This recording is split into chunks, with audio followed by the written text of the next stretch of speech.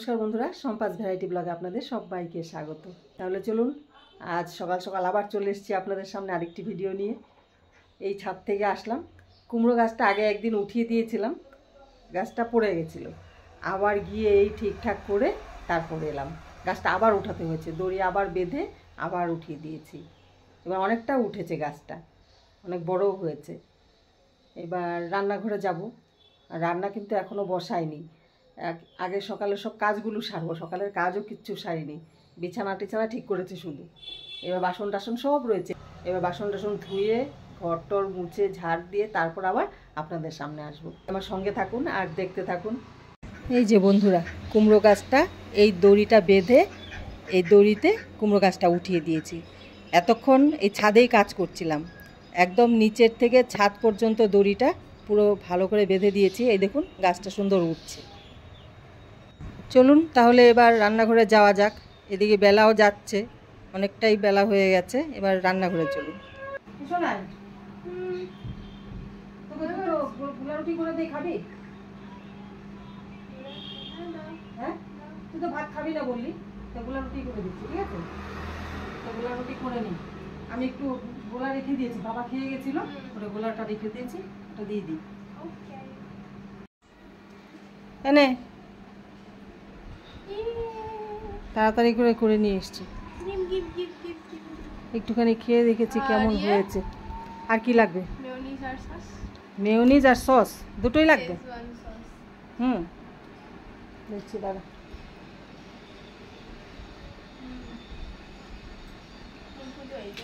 এনে তা তুই খা, আমি একটু ভাত নিয়ে আসি, আমি খাই। আচ্ছা ঠিক আছে, তুই একটু খেয়ে নে। তুই তো বললি খাবি না একটু আগে ভাত, এখন আবার বলছে আমাকেও খাইয়ে দিও। ঠিক আছে, তাহলে ভাতটা মেখে নিই আমি। বন্ধুরা, আমি এখানে ভাত বেড়ে নিয়েছি, গরম ভাত করেছিলাম, এই ঠান্ডা হতে দিয়েছি। ঠান্ডা করে তারপর এখন খাবো মেখে। মেয়েও এখন ভাত খাবে বলছে, এত সময় জিজ্ঞাসা করলাম, বললো খাবে না। এই দেখুন বন্ধুরা, গোলা রুটি খাচ্ছে, তার সাথে নিয়েছে কি সস? এটা মেয়োনিজ আর শেজওয়ান সস। হ্যাঁ, মেয়োনিজ আর শেজওয়ান সস। দেখুন, এটা খাওয়ার জন্যই তুই বলেছিস ভাত খাবি না, তাই না? খা, আমি ভাতটা খাই, মেখে তারপর দিচ্ছি তোকে। হ্যাঁ, তাহলে বন্ধুরা আমিও একটু ভাত খেয়ে নেই। এখন 12:30 বাজে, সকাল থেকে কিচ্ছু খাইনি এখন পর্যন্ত। একটু ভাত খেয়ে নেই, তারপর আবার আপনাদের সামনে আসছি। তাহলে বন্ধুরা, সকালের খাবার হয়ে গেছে, তাড়াতাড়ি করে খেয়ে নিয়েছি। এতটা দেরি হয়ে গেছে না, রান্না কখন করব জানি না। এবার মেয়েকে জিজ্ঞাসা করি কাতলা মাছটা কী করে করবো। তো ওদিন বলেছিল দই দিয়ে খাবে, দই দিয়ে করে দিয়েছি। আর জিজ্ঞাসা করি কীভাবে খাবে। কী রে, কীভাবে করবো কাতলা মাছটা? খাওয়ার তো ইচ্ছে ছিল সাদা সাদা, যেরকম করো সাদা কাতলা মাছ। হ্যাঁ, এবার তোমার যেটা সুবিধা। আচ্ছা ঠিক আছে, ঠিক আছে, তাহলে সাদা সাদাই করছি। সাদাটা হলে বেশি ভালো লাগে। আচ্ছা, পেটি তো তো কি অত কি? বেশি। আচ্ছা ঠিক আছে, তাহলে সাদাটাই করছি। তাহলে শুনে নিলেন বন্ধুরা, এবার কাতলা মাছ খাবে, সাদা সাদা কাতলা মাছ। তার মানে কাতলা মাছের রেসিপিটা যাতে সাদা হয়। তাহলে চলুন এবার যাই রান্নাঘরে, মশলা সব রেডি করে নেই। চলুন, ভাত খেয়ে মুখে পান দেওয়া হয়ে গেছে। এই হলো কাতলা মাছ। তাহলে বন্ধুরা, কাতলা মাছ ধুয়ে হলুদ নুন মাখিয়ে নিচ্ছি।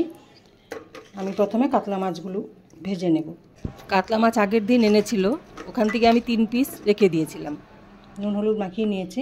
দিকে তেল গরম হয়ে গেছে, সামান্য একটু নুন দিয়ে দেব। মাছ ফুটবে ভয়ে এত কিছু করছি। নুনটা ভালো করে মিশিয়ে নিলাম। এবার আমি কাতলা মাছের পেটিগুলো ভেজে দেব।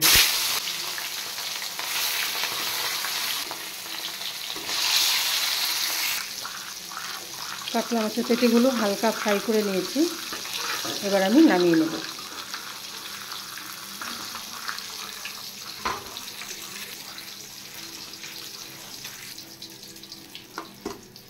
কাতলা মাছের জন্য মশলাটা রেডি করে নিই।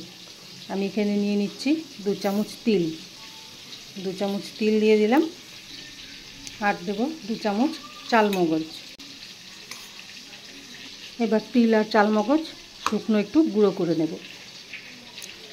শুকনো গুঁড়ো করে নিয়েছি। এবার এর সাথে আমি দিয়ে দেব একটা ছোট সাইজের পেঁয়াজ। মাছ বুঝে, কারণ এখানে মাছ কম আছে তার জন্য পেঁয়াজটাও ছোট, আর তিল আর চালমগজও 2 চামচ করে দিলাম। এবার এর সাথে দিয়ে দেব, এবার দিচ্ছি 5-6টা কাঁচা লঙ্কা। এবার একসাথে পেস্ট করে নেব। এদিকে তেল বসিয়ে রেখেছি, এখানে আমি দিয়ে দেব গোটা গরম মশলা, লবঙ্গ, এলাচ, দারচিনি। এবার আমি দিয়ে দেব কুচিয়ে রাখা পেঁয়াজ। এখানেও ছোট সাইজের একটা পেঁয়াজ কুচিয়ে নিয়েছি। এবার পেঁয়াজগুলো আমি একটু হালকা ফ্রাই করে নেব। পেঁয়াজ ফ্রাই হয়ে গেছে। পেঁয়াজ আমি বেশি ফ্রাই করছি না। এবার আমি দিয়ে দেব পেস্ট করে রাখা মশলা। এখানে আছে তিল, চালমগজ, কাঁচা লঙ্কা। এবার এটা আমি তার সাথে একটা পেঁয়াজও পেস্ট করেছি। এবার এই মশলাটা একটু কষিয়ে নেব।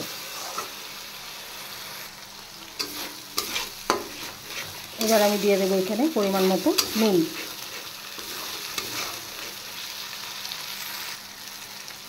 নুন দিয়ে দিচ্ছি, আর দেবো সামান্য চিনি।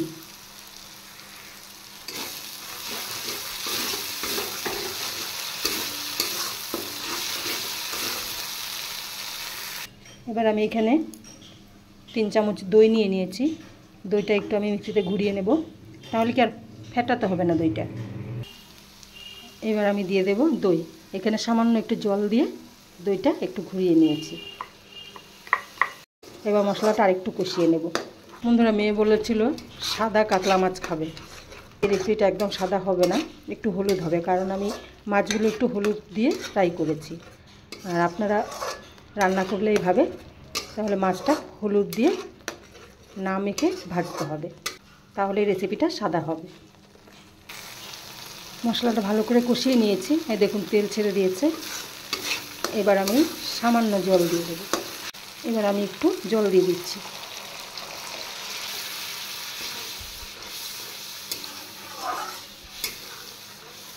এবার মাছগুলো দিয়ে দেব। ভেজে রাখা মাছগুলো দিয়ে দিচ্ছি।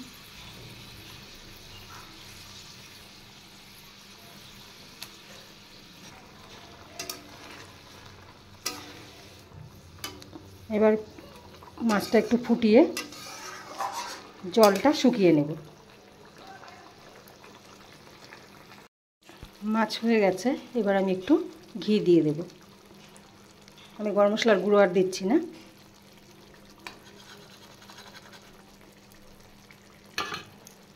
ফোড়নে গোটা গরম মশলা দিয়েছি, গুঁড়ো গরম মশলা আর দেবো না।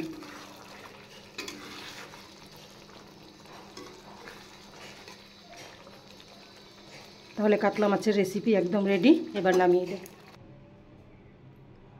কাতলা মাছ নামিয়ে দিচ্ছি।